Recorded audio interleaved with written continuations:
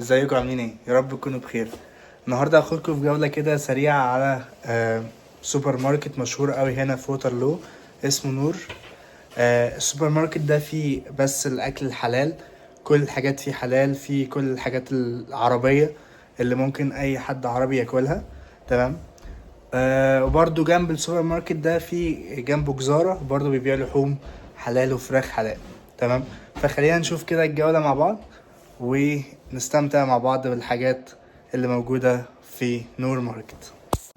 الجو حلو النهاردة وانا فتحت الباب عشان اشوف يعني الجو ايه نظامه، درجة الحرارة في تلج، في مطر، في اي حاجة، لان انا مبقتش اصدق الويدر بتاع جوجل او ابل او غيره، لان الموضوع بقى صعب اليومين دول. الجو كل يوم اتغير، فلا الجو شكله كويس يعني النهارده. فخلينا بقى نروح مع بعض الجولة ونشوف هنعمل ايه هناك في نور ماركت حلال. وبصراحة انا كنت روحت قبل كده، بس هو يعني جميل جدا، في فرايتيز كتيرة في الاكل الحلال يعني.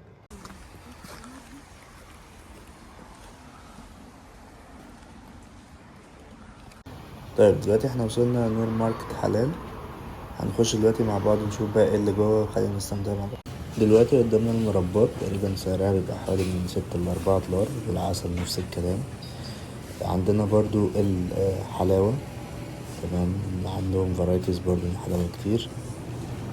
هنا طبعا عندنا بقى اللي هي التمور عاملين عليها ديسكاونت 9 دولار، وفي اللي فوق ب7 دولار.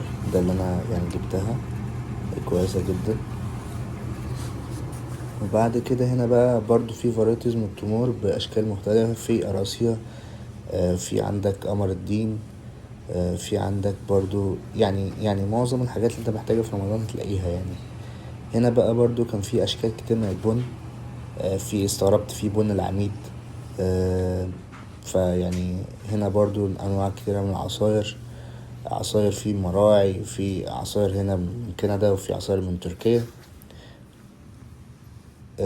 بعد كده دخلت على قسم اللي هو هنا في بيف حلال ب4 دولار، تمام. وفي هنا ورق عنب، هنا في لقيت فرايتيز كتير من ورق عنب، من أول 4.7 دولار لحد 7 دولار، في كل أنواع تقريبا من الورق عنب. هنا في السردين والتونة، برضو في فرايتيز كتير من أول 2 دولار لحد 4 دولار.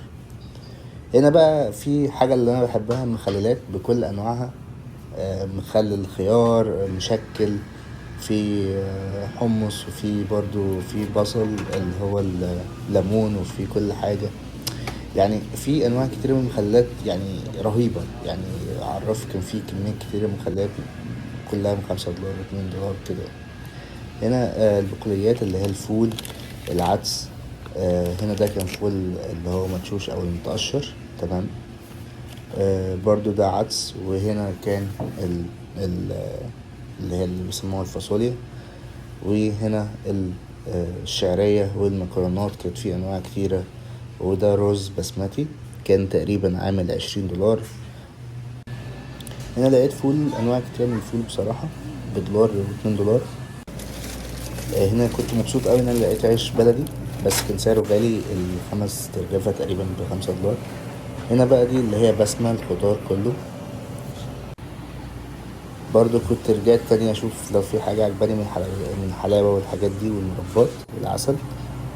هنا ده قسم الاجبان، في كل الجبن، كيري، لافاش كيري، في حلوم، في لبنة. هنا انا جبتها طلعت حلوة اوي بصراحة، اللي هي اللي انا بشاور عليه دي. آه، برضو لقيت اللي هي البسبوسة والكنافة. هنا بقى لقيت طعمية بنوعين، الحمص والطعمية اللي هي الفول بتاعتنا بتاعت مصر، كانت عاملة تقريبا 4 دولار. هنا دي بيتزا تشيكن، دي أورلاندو، كنت مستغرب. قطايف يعني برضو كانت حلوة. بلح، ده اللي أنا قلتلكوا ده أنا جبته. هنا بقى برضو لقيت اليانسون والحاجات اللي هي الأوراق دي اللي بتتشرب. وكنت بدور على بقالي فترة على كرك، لقيته هنا بصراحة، لقيت كرك هنا في نور ماركت، يعني ده كرك. وهنا برضو لقيت التوابل او الحاجات اللي محتاجينها في الطبخ. هنا برضه لقيت حاجة غريبة، البندكر، معرفش. لقيت برضه كل انواع التوابل بصراحة، في سيكشن كبير قوي مليان توابل بانواع. ده عبيدو، ده من اكتر الحاجات اللي انا بجيبها في التوابل، نضيفة جدا. دي برضو توابل تانية. كنت بدور على فلفل اسود ويكون كمية كويسة وسعره كويس. التوابل هنا بصراحة في كندا مش رخيصة، يعني العلبة دي بحوالي $6، فما تعتبرش رخيصة. فيعني مش ارخص حاجة في الدنيا في التوابل بصراحة. يعني لو قارنتها بسعر مصر او اي دولة تانية، لا هتلاقي هنا اغلى شوية في التوابل. بس هنا كنت معجب اوي بالفرايتيز بتاعت التوابل. تعالوا نروح بقى لقسم الخضار. الخضار هنا يعني ما يعتبرش برضو ارخص حاجة. تقريبا ال LP ده اللي هو تقريبا نص كيلو، تمام. فهتلاقي معظم الحاجات النص كيلو بتاعها $1 $2. الفلفل هنا $6. الخوخ $4 $5. اليوستفندي $1.